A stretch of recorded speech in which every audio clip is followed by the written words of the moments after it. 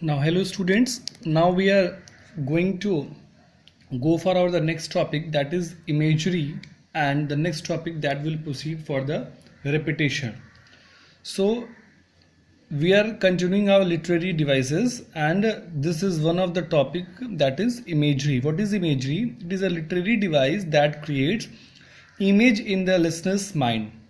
It appeals to the sense, sight, sight, sound, smell, taste, and touch. So, what is imagery? In imagery, the poet or the writer just creates the image, whatever he wants to pen down, whatever he wants to write. He just create the image that invokes your senses by the sight, by the sound, by the smell, by the taste, by the touch.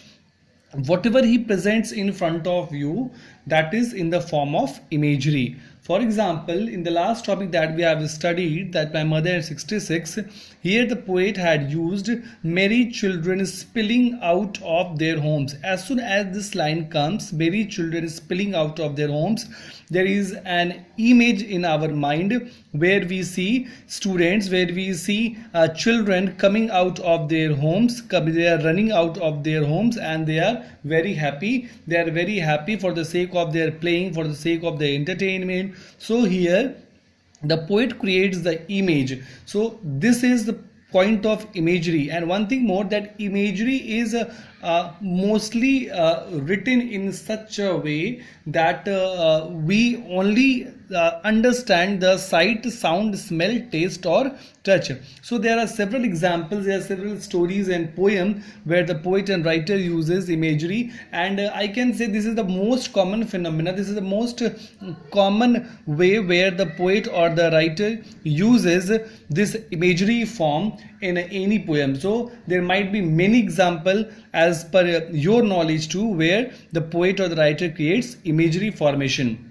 Now next, it is very dissimilar to the imagery, that is repetition. These two topics are the easiest one in the literary devices. Repetition. What is repetition? Repetition is a literary device that repeats a word or a phrase during a poem or a stanza. Yes, there are several words, there are several phrases where the particular word, where the particular phrase are being repeated in the poem.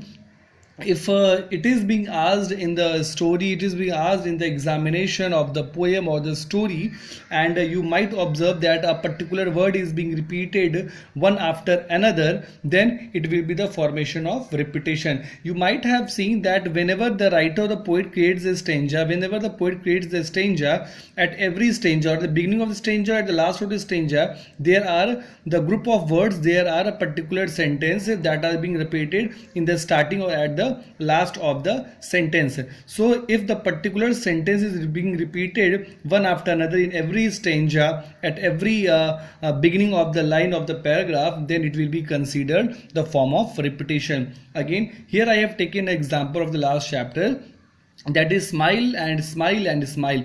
This word, the smile, smile and smile, has been repeated in the single line and more than one time in the poem. So that's why this is also the example of repetition. And one more common example of repetition, since in class 9 to 12th we have the stories, we have the poems, especially poems where there is very less use of repetition of any sentence, because there is a very deep sense of literature. So but in the junior class, in class 6, 7, 8, there are several poems where the particular word, where the particular sentence is being repeated one after another. That is called repetition in every poem, and in Hindi poem as well, English poem as well, you will see several examples where the particular word or the sentence is being repeated one after another. This is called repetition. So imagery is just creating of the ideas, creating of the image in the listener's mind, and repetition is a repetition of a particular word or phrase